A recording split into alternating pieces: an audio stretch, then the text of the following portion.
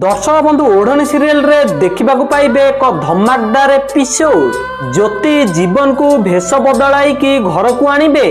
पवन केमिति घर भीतर को पशि न पारिबे सेथिपाई से बदमाश अंश ता गुंडा मानकु बाहर जगाइथिबो। आउ ज्योति प्लान करिकि पवन को कहिबे से भेष बदलाई कि घर भीतर को आसीबा पाई। तापर पवन भेष बदलाई कि घर भीतर को आसीबे। आउ पवन को देखिकि समस्ते आश्चर्य होई जिबे। तापर माँ ठाकुराणी पचारिबे ये किए। माँ ठाकुराणी एमिति पचारले ज्योति आसी कहिबे ये हला रोसैया।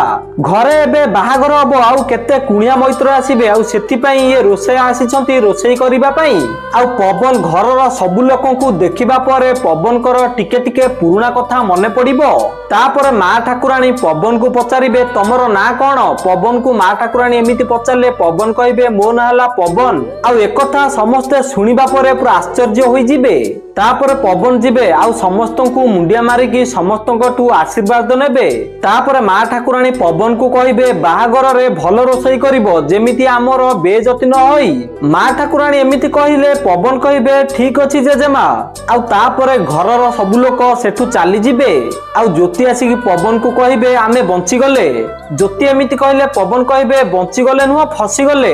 मु बेसी रे बेसी चाहा खाली बनै पारिबी पूरा गां पई खाइबा केमिति बनैबी। तो दर्शक बंधु आपण मानु कोन लागुची पवन कर पुराना कथा मने पड़िबो कि नाही हमकु कमेंट माध्यम रे जणांतु।